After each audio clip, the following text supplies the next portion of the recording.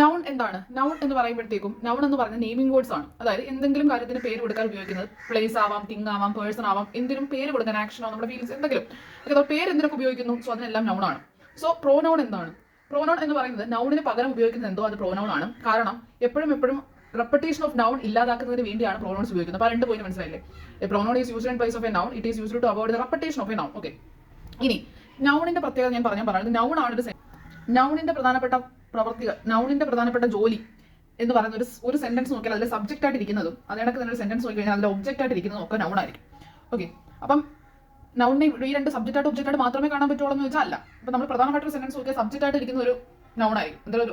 എന്തായാലും സബ്ജക്ട് എന്ന് വെച്ചാൽ ഒരു സെന്റൻസിൽ ആരെ കുറിച്ചാണ് പ്രതിപാദിക്കുന്നത് അയാളല്ലേ സബ്ജക്ട്. സോ ഉറപ്പായിട്ടും നൗണിനെ കുറിച്ചായിരിക്കും നമ്മൾ പ്രതിപാദിക്കുന്നത്. ഓക്കെ, ഒരു സെന്റൻസിൽ ഒബ്ജക്റ്റ് ആയിട്ട് പ്രവർത്തിക്കുന്നത് നൗൺ ആയിരിക്കും. ഓക്കെ, ഇനി നൗണിനെ ഒരു സെന്റൻസ് ഈ രണ്ട് രൂപങ്ങളിൽ മാത്രമേ കാണാൻ പറ്റുള്ളൂ എന്നൊരു ചോദ്യം വന്നു കഴിഞ്ഞാൽ അല്ല. നമുക്കറിയാം പ്രപ്പോസിഷൻസ് ഉണ്ടല്ലോ. പ്രപ്പോസിഷൻസ് കഴിഞ്ഞ് ഉറപ്പായിട്ടും ഒരു നൗണിനെ നമുക്ക് കാണാൻ പറ്റും. ഒരു സെന്റൻസ് എവിടെ പ്രപ്പോസിഷൻ ഉണ്ടോ അതിന് ശേഷം കാണുന്നതൊക്കെ നൗൺസ് ആയിരിക്കും. ഓക്കെ, അങ്ങനെ നമുക്ക് നൗൺസിനെ കണ്ടുപിടിക്കാം. സെന്റൻസിൽ നൗൺസ് കണ്ടുപിടിക്കാൻ എന്നുള്ളത് നമ്മുടെ ടോപ്പിക് അല്ലത്, ബട്ട് ഞാൻ പറയുന്നതാണ്. അപ്പം സബ്ജക്റ്റ് ആയിട്ട് ഒബ്ജക്റ്റ് ആയിട്ട് നോക്കുക. സെന്റൻസിൽ സബ്ജക്റ്റ് ആരാ നോക്കുക, ഒബ്ജക്റ്റ് ആരാ നോക്കുക, രണ്ട് നൗൺ ആയിരിക്കും. പ്രപ്പോസിഷന് ശേഷം ഒരു നൗണിനെ കാണാൻ പറ്റും. പിന്നെ ഒരു സെന്റൻസിൽ വെർബിന്റെ ing ഫോംസ് നൗൺ ആണ്. ഓക്കെ, വെർബിന്റെ ing ഫോം എവിടെയും കണ്ടു കഴിഞ്ഞാൽ അതൊരു നൗൺ ആയിട്ട്, ആ വെർബിന്റെ ing ഫോമിന് നൗൺ ആയിട്ട് പ്രവർത്തിക്കാനുള്ള കഴിവുണ്ട് ചില സെന്റൻസുകളിൽ. Okay, similarly 2 + V1 form of വെർബിനെയും നമുക്ക് നൗൺ ആയിട്ട് കാണാൻ പറ്റും. അപ്പം അത് രണ്ട് കേസുകളാണ്. അതായത് മെയിൻലി നൗൺ എന്ന് പറയുന്നത് സബ്ജക്റ്റ് ആയിട്ടും ഒബ്ജക്റ്റ് ആയിട്ടും ആണ് ഒരു സെന്റൻസിൽ കാണാൻ പറ്റുക. പ്രപ്പോസിഷന് ശേഷവും കാണാം, കാരണം പ്രപ്പോസിഷന് ശേഷം ഒബ്ജക്ട് ഓഫ് ദാറ്റ് പ്രപ്പോസിഷൻ ആണ് വരുന്നത്. സോ അതും ഒരു ഒബ്ജക്റ്റ് അല്ലേ, സോ അതുകൊണ്ട് തന്നെ നൗൺ ആണ്. പിന്നെ രണ്ട് വെർബുമായിട്ട് ബന്ധപ്പെട്ട് വരുന്ന നൗണും വെർബും തമ്മിലുള്ള രണ്ട് കണക്ഷൻ. അതായത് ഒരു വെർബിന്റെ ing ഫോം നൗൺ ആവാം, 2 + V1 ഫോം ഓഫ് വെർബും നൗൺ ആവാം. ഞാൻ നൗണിന്റെ കേസ് പറഞ്ഞതുകൊണ്ട് ഇത്രയും പറഞ്ഞതാണ്. ജസ്റ്റ് ഫോർ ബേസിക് ഐഡിയ കിട്ടുന്നതിന് വേണ്ടി പറഞ്ഞതാണ്. അപ്പൊ നമുക്ക് പ്രോനൗൺ ആണ്. അപ്പം നൗണിന്റെ സ്ഥാനത്ത് വരുന്ന ആളാണ് പ്രോനൗൺ. എന്ന് വെച്ചാൽ നൗൺ ചെയ്യുന്ന പ്രവർത്തികൾ എന്തോ അത് തന്നെയാണ് പ്രോനൗണും ചെയ്യുന്നത്. ഓക്കെ, അപ്പൊ എന്ത് പറയാം, സബ്ജക്റ്റ് ആയിട്ടും ഒബ്ജക്റ്റ് ആയിട്ടും പ്രവർത്തിക്കുന്നു. അപ്പോൾ നമ്മൾ ഒരു സെന്റൻസിൽ ഒരാളെ കുറിച്ച് ഇങ്ങനെ പറഞ്ഞു അയാളെ പേര് എപ്പോഴും എടുത്ത് പറയുന്നതെന്ന് പറഞ്ഞാൽ നമുക്കിതൊരു പറഞ്ഞാൽ ആവർത്തന വിരസതാണെന്ന് നമ്മൾ പറയൂലേ. എപ്പോഴും ആവർത്തിക്കുമ്പോൾ നമുക്ക് തന്നെ ഒരു ഇറിറ്റേഷൻ ആണ്. അത് തന്നെയാണ് ഞാൻ ഇവിടെ പറയുന്നത്. നമ്മൾ ഒരാളെ കുറിച്ച് ഒരു രാമു അല്ലെങ്കിൽ രാജു എന്നൊരു ഒരു പേരുള്ള ഒരു കുട്ടിയെ കുറിച്ച് നമ്മളങ്ങ് പറഞ്ഞുകൊണ്ടിരിക്കുകയാണ്. രാമു നല്ലതാണ്, രാമുവിനെ ഞാൻ അവിടെ വെച്ച് കണ്ടു, രാമു ഞങ്ങൾ അവിടെ വെച്ചാണ് മീറ്റ് ചെയ്തത്, ഞങ്ങൾ കുറച്ച് നേരം കളിച്ചു, അപ്പോഴത്തേക്കും ഞാൻ വീണു, അപ്പോൾ രാമു എന്നെ സഹായിച്ചു. അപ്പോൾ രാമു നമ്മൾ ഇങ്ങനെ പറഞ്ഞുകൊണ്ടിരിക്കുമ്പോൾ നമുക്കതൊരു ആവർത്തന വിരസയാണ്. സോ നമുക്ക് അങ്ങനെ ഇപ്പം Ramu is A good boy, Ramu and I are playing on the ground. So അങ്ങനെയൊക്കെ പറയുമ്പോഴത്തേക്കും നമുക്ക് ഒരു സെന്റൻസ് പറയാം, രാമു ഹെൽപ്ഡ് മീ, അതിന് പറഞ്ഞാൽ he help me. Okay, helped me. അപ്പോൾ ഈ ഒരു സെന്റൻസ് എടുത്തു കഴിഞ്ഞാൽ അവൻ സഹായിച്ചു എന്നെ, അല്ലെങ്കിൽ അവൻ എന്നെ സഹായിച്ചു. ഓക്കെ, അപ്പോൾ അവൻ എന്നെ സഹായിച്ചു എന്ന് പറയുമ്പോഴത്തേക്കും ഇവിടുത്തെ സബ്ജക്റ്റ് ആരാ? ഹി. സഹായിച്ചതവനല്ലേ, പ്രവൃത്തി ചെയ്തവനല്ലേ, പ്രവൃത്തി വന്നത് ചേർന്നതല്ലോ ടൈലിലോട്ടാ. സോ ഞാൻ ഒബ്ജക്റ്റ് ആണ്. സോ ഇവിടെ നോക്ക്, സബ്ജക്റ്റും ഇവിടെ ഒരു പ്രോനൗൺ ആണ്, ഒബ്ജക്റ്റും ഇവിടെ പ്രോനൗൺ ആണ്. അതായത് രാമു ഹെൽപ്ഡ് രാജു എന്ന് പറയുന്നത് തന്നെയാണ് ഹി ഹെൽപ്ഡ് മീ. ഓക്കെ, അപ്പം നമ്മൾ കുറച്ച് പ്രോനൗൺസ് എന്ന് പറയുന്നത് സബ്ജക്റ്റിന് വേണ്ടി ഉപയോഗിക്കാൻ വേണ്ടി കുറച്ച് ടൈപ്പ് ഓഫ് പ്രോനൗൺസ് ഉണ്ട്, ഒബ്ജക്റ്റിന് വേണ്ടി ഉപയോഗിക്കാൻ കുറച്ച് ടൈപ്സ് ഓഫ് പ്രോനൗൺസ് ഉണ്ട്. അതായത് പ്രോനൗൺസ് പ്രധാനമായിട്ടും 10 തരമുണ്ട്. സോ അതിൽ ഒരു 3 എണ്ണം നമുക്ക് ഈ ഒരു ടേബിൾ പഠിച്ചതിന് കിട്ടും. ഏതൊക്കെയാണ് 3 ഈ ടേബിൾ പഠിച്ചാൽ കിട്ടുന്നത്? ഒന്നെന്ന് പറയുന്നത് നമ്മുടെ ഫസ്റ്റ് ആയിട്ടുള്ള പേഴ്സണൽ പ്രോനൗണും പൊസസീവ് പ്രോനൗണും അതുകൊണ്ട് തന്നെ റിഫ്ലക്സീവ് പ്രോനൗണും. ഈ 3 പ്രോനൗൺ ഈ ഒരു ടേബിളിൽ നമുക്ക് കിട്ടും. സോ ഈ ടേബിൾ വളരെ ഇമ്പോർട്ടൻ്റ് ആണ്. ഈ ടേബിൾ എന്താണെന്ന് വെച്ചാൽ പേഴ്സൺ എന്ന് പറയുന്നതാണ് ഈ ഒരു കോളം, ദെൻ പേഴ്സണൽ പ്രോനൗണിന്റെ കോളം, പൊസസീവ് പ്രോനൗണിന്റെ കോളം താണ്ട് ഇതാണ്, പക്ഷേ ഇത് പൊസസീവ് കേസ് എന്ന് പറയുന്ന കോളമാണിത്, ദെൻ റിഫ്ലക്സീവ് പ്രോനൗണിന്റെ കോളം. ഓക്കെ, അപ്പോൾ എന്താണ് ഫസ്റ്റ് പേഴ്സൺ? പേഴ്സന്റെ ഈ കോളം തൊട്ട് ഞാൻ അങ്ങോട്ട് ഡിസ്ക്രൈബ് ചെയ്യാം. ഫസ്റ്റ് വേർഡ് എന്താണ് പേഴ്സൺ? ഇപ്പം സംസാരിക്കുന്ന ആൾ ആരാണോ അയാളാണ് ഫസ്റ്റ് പേഴ്സൺ. അയാൾ ആരോടാണ് സംസാരിക്കുന്നത് അയാളാണ് സെക്കൻഡ് പേഴ്സൺ. ഇവർ രണ്ടുപേരും കൂടെ ചേർന്ന് അല്ലെങ്കിൽ സംസാരിക്കുന്ന ആ ഒരു ആരെക്കുറിച്ചാണ് സംസാരിക്കുന്നത് അയാളാണ് തേർഡ് പേഴ്സൺ. അപ്പം ഇതാണ് നമ്മുടെ പേഴ്സൺസ് എന്ന് പറയുന്നത്. First person, second person, third person. Okay, അപ്പം ഈ പേഴ്സൺസിന് വേണ്ടി യൂസ് ചെയ്യുന്ന പ്രോണൗൺ ആണ് പേഴ്സണൽ പ്രോണൗൺ എന്ന് പറയുന്നത്. ഓക്കെ, ഐ, മീ, വി ഇതൊക്കെ പേഴ്സണൽ പ്രോണൗൺ ആണ്. ഞാൻ എന്തായാലും പറയാം. ഫസ്റ്റ് പേഴ്സൺ എന്ന് പറയുമ്പോൾ ആദ്യം പറയുന്ന ആൾ സിംഗുലർ ആയിക്കൂടെ, അല്ലെങ്കിൽ പറയുന്നത് ആളാവാം, പറയുന്ന ആൾക്കാരാവാം. ഓക്കെ, അപ്പം ഫസ്റ്റ് പേഴ്സൺ സിംഗുലർ ആകാം, പ്ലൂറൽ ആകാം. സിംഗുലർ ആയാൽ ആ സിംഗുലർ ആയ പേഴ്സൺ, അല്ലെങ്കിൽ നമ്മൾ ഒരാളാണ് സംസാരിക്കുന്നത്, അയാൾ സബ്ജക്റ്റായി നിൽക്കുവാണെങ്കിൽ നമ്മൾ ഐ എന്നും, ആ ഒരാളെ നമ്മൾ ഒബ്ജക്റ്റ് ആക്കി വെച്ചുകൊണ്ടാണ് സെന്റൻസിൽ പോകുന്നതെന്നുണ്ടെങ്കിൽ അവിടെ മീയും വേണം ഉപയോഗിക്കാൻ. അപ്പോൾ ഒരു സെന്റൻസിൽ സംസാരിക്കുന്ന ആള് ആണ് first person, second person, third persons എന്ന് പറയുന്നത് നമ്മൾ തിരിക്കുന്നുണ്ട്. അപ്പം സിംഗുലർ ആണെങ്കിൽ ഫസ്റ്റ് ആ പറയുന്ന ആൾ അല്ലെങ്കിൽ ആ ഒരു സെന്റൻസ് നമ്മൾ എടുക്കുകയാണ്, അതിൽ ഫസ്റ്റ് പേഴ്സൺ ആ ഒരു സെന്റൻസിലെ ആ സെന്റൻസ് നോക്കുമ്പോൾ ഫസ്റ്റ് പേഴ്സൺ സബ്ജക്റ്റ് ആയിട്ടാണ് പറയുന്നതെങ്കിൽ അവിടെ സബ്ജക്റ്റീവ് കേസും, ആ ഒരാൾ ഒബ്ജക്റ്റ് ആയിട്ടാണ് പറയുന്നതെങ്കിൽ ഒബ്ജക്റ്റീവ് കേസായി മീ ഉപയോഗിക്കണം. സിമിലർ ആയിട്ട് സെന്റൻസിൽ പ്ലൂറൽ ആണെങ്കിൽ പ്ലൂറൽ ആയിട്ട് നമ്മൾ സബ്ജക്റ്റ് ആയിട്ട് ഉപയോഗിക്കുകയാണെങ്കിൽ വിയും, പ്ലൂറൽ ആണ് പക്ഷെ ഒബ്ജക്റ്റ് ആണെങ്കിൽ അസുമാണ് ഉപയോഗിക്കുന്നത്. സിമിലർ കേസ് ആയിട്ട് വരുന്നുണ്ട്.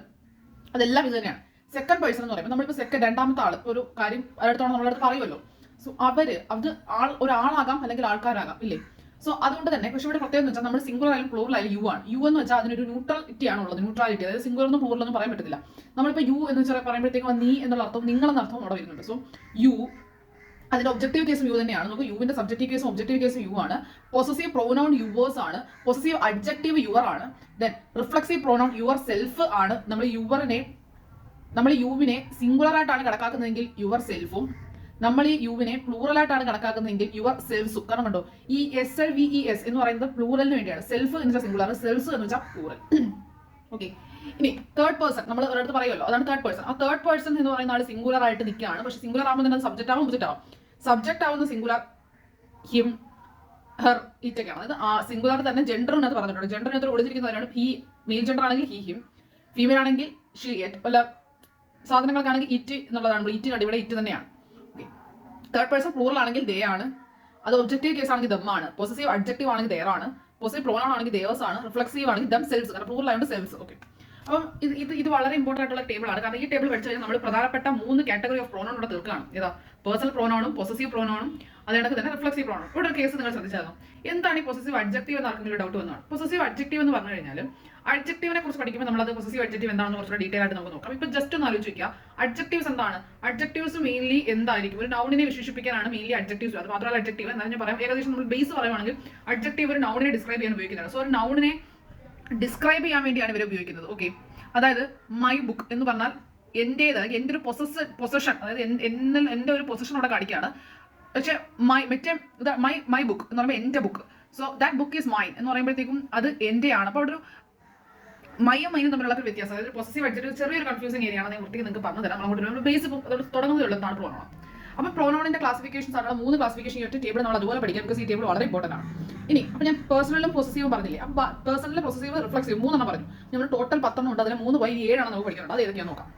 എംഫസൈസിങ് പ്രോനൗൺ എന്ന് പറയുമ്പോഴത്തേക്കും എംഫസൈസിങ് പ്രോനൗൺ ആണ് നമ്മുടെ അടുത്ത കാറ്റഗറി. സോ എംഫസൈസിങ് പ്രോനൗൺസ് ഏതൊക്കെയാണെന്ന് ചോദിച്ചാൽ നമ്മൾ ഈ പറയുന്ന റിഫ്ലക്സീവ് പ്രോനൗൺസ് തന്നെ എംഫസൈസിംഗുമായിട്ട് പ്രവർത്തിക്കാം. My self, her self, it self, him self, അതൊക്കെയാണ് ഇവിടെ വരുന്നത്. അപ്പോൾ എംഫസൈസിംഗ് പ്രോനൗണിന്റെ പ്രത്യേകത എന്താ? റിഫ്ലക്സീവ് പ്രോനൗൺ എന്ന് പറയുമ്പോൾ ഇപ്പോൾ റിഫ്ലക്സീവ് പ്രോനൗൺ മെയിൻലി ഉപയോഗിക്കുന്നത് സബ്ജക്റ്റ് ഒബ്ജക്റ്റ് ഒരാളാണ്. അതായത് പ്രവൃത്തി ചെയ്യുന്നതും ആ പ്രവൃത്തി വന്ന് ചേരുന്നതും ഒരേ ആളിലോട്ടാണെങ്കിൽ അപ്പോഴാണ് നമ്മൾ റിഫ്ലക്സ് ചെയ്യുക, ഒരാളോട് തന്നെ റിഫ്ലക്സ് ചെയ്യാണ്. സോ അതുകൊണ്ട് തന്നെയാണ് റിഫ്ലക്സീവ് പ്രോനൗൺ ഉപയോഗിക്കുന്നത്. എംഫസൈസിംഗ് പ്രോനൗൺ എന്ന് പറയുന്നത് അപ്പോൾ ഈ ചെയ്ത who does the action, person who does the action ചെയ്ത പേഴ്സണിലോട്ട് കുറച്ചുകൂടെ അറ്റൻഷൻ, ശ്രദ്ധ കിട്ടുന്നതിന് വേണ്ടിയാണ് ഇത് നമ്മൾ ഉപയോഗിക്കുന്നത്. ഡെമോൺസ്ട്രേറ്റീവ് പ്രോനൗൺ ഉണ്ട്. ഓക്കെ, ഡെമോൺസ്ട്രേറ്റീവ് പ്രോനൗൺ പഠിക്കുമ്പോൾ നമ്മൾ ഡെമോൺസ്ട്രേറ്റീവ് അഡ്ജക്റ്റീവും ഉണ്ട്. അപ്പോൾ അതും കൂടെ നമ്മൾ ഇതിന്റെ കൂടെ ചേർത്ത് പഠിക്കും. ഇപ്പോൾ ഞാൻ പൊസസീവ് പ്രോനൗൺ പഠിപ്പിച്ചപ്പോൾ പൊസസീവ് അഡ്ജക്റ്റീവ് കൂടെ അതിന്റെ കൂടെ പറഞ്ഞ് എന്തുകൊണ്ടാണെന്ന് വെച്ചാൽ പൊസസീവ് പ്രോനൗണും പൊസസീവ് അഡ്ജക്റ്റീവും നമുക്ക് എപ്പോഴും ഒരു കോൺട്രഡിക്ഷൻ പോലെ നമുക്ക് തിരിയും. അതുപോലെയാണ് ഈ ഡെമോൺസ്ട്രേറ്റീവ് പ്രോനൗൺസും. ഡെമോൺസ്ട്രേറ്റീവ് അഡ്ജക്റ്റീവ്സും ഉണ്ട് കേട്ടോ, നമുക്ക് അങ്ങോട്ടും പറയാം. അപ്പോൾ ഡെമോൺസ്ട്രേറ്റീവ് പ്രോനൗൺസ് എന്ന് പറയുമ്പോൾ ദിസ്, ദാറ്റ്, ദോസ് അതൊക്കെയാണ് വരുന്നത്. പ്രത്യേക തിങ് അല്ലെങ്കിൽ പേഴ്സണിലേക്ക് ചൂണ്ടുന്ന പ്രോനൗൺ ആണിത്. ഓക്കെ, അത് നമുക്ക് അവിടെ പറയാം. ഡിസ്ട്രിബ്യൂട്ടീവ് ആണ് കൂടുതൽ എയ്തർ, നെയ്തർ അതൊക്കെയാണ് ഡിസ്ട്രിബ്യൂട്ടീവിൽ വരുന്നത്. ഓക്കെ, നമ്മൾ ഡിസ്ട്രിബ്യൂട്ടീവ് പ്രോനൗൺ എന്താണെന്ന് വെച്ചാൽ ഒരു ഗ്രൂപ്പിലുള്ള ആൾക്കാരെ ഇൻഡിവിജ്വൽ ആയിട്ട് നമുക്ക് വിളിക്കാം. ഓക്കെ, ഈച്ച് ഓഫ് യു അങ്ങനെ നമ്മൾ പറയുമല്ലോ. So this refers to member of a group individually rather than collectively. മൊത്തത്തിൽ വിളിക്കാതെ ഒരു ഗ്രൂപ്പിലുള്ള ഒരു മെമ്പേഴ്സിനെയൊക്കെ ഒറ്റയ്ക്ക് വിളിക്കുന്നതിന് വേണ്ടി ഡിസ്ട്രിബ്യൂട്ടീവ് പ്രോനൗൺ നമ്മൾ ഉപയോഗിക്കുന്നത്.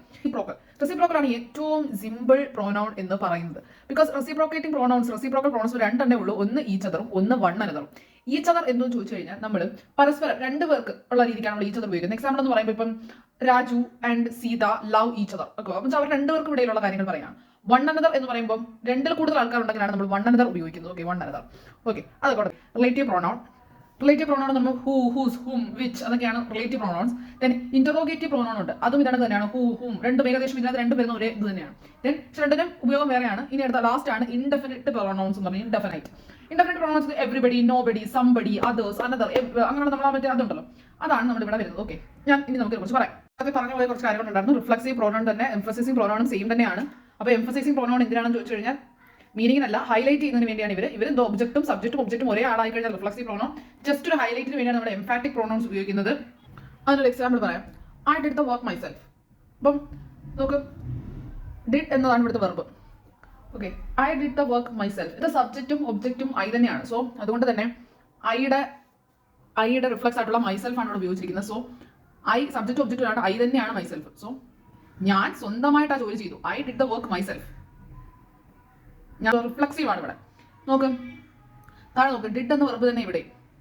പക്ഷേ I myself did the work എന്ന് പറയുമ്പോൾ ഇവിടെ എന്താ, എനിക്കാണ് ഇവിടെ സ്ട്രെച്ച് കൊടുക്കുന്നത്. Okay, I myself did the work. ഇപ്പം എനിക്കാണ് ഇവിടെ ഇമ്പോർട്ടൻസ് കൊടുക്കുന്നത്. സോ അതുകൊണ്ട് തന്നെ ഇപ്പം ഒന്നും അല്ലെങ്കിൽ നമുക്ക് ഐ ഡിഡ് ദ വർക്ക്, അപ്പോഴും അർത്ഥം വരുന്നുണ്ട്. ഐ ഡിഡ് ദ വർക്ക്, അപ്പോഴും നമുക്ക് ഒരു അർത്ഥം കിട്ടുന്നു. I myself did the work എന്ന് വെച്ചാൽ ഇവിടെ ഇപ്പം എന്താണ്, അതായത് ഒരു ഹൈലൈറ്റിംഗ് മാത്രമാണ് ഇവിടെ ചെയ്യുന്നത്. സോ അതുകൊണ്ട് തന്നെ ഇവിടെ എംഫാറ്റിക് ആണ്. ഇനി നമുക്ക് റിഫ്ലക്സീവ് എംഫാറ്റിക് കണ്ടുപിടിക്കാൻ വേറൊരു വഴിയും കൊണ്ടുണ്ട്. വെർബിന് ശേഷമാണ് മൈസെൽഫ് വന്ന് നിൽക്കുന്നത്, അല്ലെങ്കിൽ മൈസെൽഫ് യുവർ സെൽഫ് അങ്ങനെയുള്ള വന്ന് നിൽക്കുന്നത് എന്നുണ്ടെങ്കിൽ അവർ എന്തായിരിക്കും, അവരൊരു റിഫ്ലക്സീവ് പ്രോണൗൺ ആയിരിക്കും. ഇനി വർക്ക് എന്ന് പറഞ്ഞ വെർബിന് മുന്നേ ആണ്, വർക്ക് എന്ന് പറഞ്ഞ വെർബ് കണ്ടു, വെർബിന്റെ മുന്നേ ആണ് ഇവർ വന്ന് നിൽക്കുന്നതെങ്കിൽ ഇവർ എന്തായിരിക്കും, ഇവർ എംഫാറ്റിക് ആയിരിക്കും. അപ്പോൾ എംഫാറ്റിക് ഇത് കണ്ടുപിടിക്കാനുള്ള രീതിയാണ്. ഇനി ഇതുപോലെ ഇപ്പം ഞാൻ പറഞ്ഞല്ലോ റിഫ്ലക്സീവിലും എംഫസൈസിലും വരുന്നവർ ഒരേ ആൾക്കാരാണ്. സിമിലർലി ഉള്ള കേസ് തന്നെയാണ് എവിടെ എന്ന് പറയുന്നത് നമ്മുടെ റിലേറ്റീവും അതേ കണക്ക് ഇൻട്രോഗേറ്റീവും. ഉണ്ട് 8, 9 റിലേറ്റീവും ഇൻട്രോഗേറ്റീവ്. ഇവർ നോക്ക്, ഇവർക്ക് രണ്ടുപേർക്കും ഇടയിൽ വരുന്നതും എന്താണ്, വാട്ട്, വിച്ച് അങ്ങനെയുള്ള കാര്യങ്ങളാണ്. ഓക്കെ, അപ്പോൾ ഇവർ തമ്മിലുള്ള വ്യത്യാസം എന്താ? ഇൻട്രോഗേറ്റീവ്, നമുക്ക് ഇൻട്രോഗേറ്റീവ് സെന്റൻസുകൾ നമ്മൾ എന്താണെന്ന് നമുക്കറിയാം. സെന്റൻസുകളെ പലതരത്തിൽ തിരിച്ചുള്ളത്. ഇൻട്രോഗേറ്റീവ് സെന്റൻസ് എന്താണെന്ന് വെച്ചാൽ ക്വസ്റ്റ്യൻ ടൈപ്പ് ഓഫ് സെന്റൻസ് ആണ്. അപ്പോൾ ക്വസ്റ്റ്യനുകൾ ചോദിക്കാൻ വേണ്ടിയാണ് നമ്മൾ മെയിൻലി ഉപയോഗിക്കുന്നത്. അപ്പോൾ റിലേറ്റീവ് പ്രോണൗൺ ആയിട്ട് എപ്പോഴാണ് വരുന്നത്, റിലേറ്റീവ് പ്രോണൗൺ വരുന്നത് നമ്മൾ എക്സാമ്പിൾ നമ്മളിപ്പോൾ ഒന്നും വേണ്ട, നമ്മൾ റീസണിംഗ് ഒക്കെ ചെയ്യുന്നതാണ്, നമ്മൾ റിലേഷൻ കാണാറുണ്ട്. അവിടെ നമ്മൾ പറയുന്നത് Ramu is the father of Raju, who is the brother of, അങ്ങനെ പറഞ്ഞു പോകും. സോ അതിനർത്ഥം ഒരു മെയിൻ ക്ലോസ് ഉണ്ടാവും. ഓക്കെ, ക്ലോസിനെ കണക്ട് ചെയ്യുന്നതിന് വേണ്ടിയാണ് ഇവർ ഉപയോഗിക്കുന്നത്. എക്സാമ്പിൾ പറയുകയാണെങ്കിൽ the man who is standing there is my uncle. Okay, ഇവിടെ ഹൂ എന്ന് പറഞ്ഞാൽ അവിടെ നിൽക്കുന്ന ആ മാൻ എൻ്റെ അങ്കിളാണ്. ഓക്കെ, അപ്പോൾ അതൊക്കെ നമുക്ക് ഇതിന്റെ കേസ് വരുന്നതാണ്. നമുക്ക് ഇനി ഇൻഡെഫിനിറ്റ് ഇത്രയാണ് നമ്മൾ പ്രോണൗണിന്റെ ക്ലാസിഫിക്കേഷനെ കുറിച്ച് പറയാനുള്ളത്.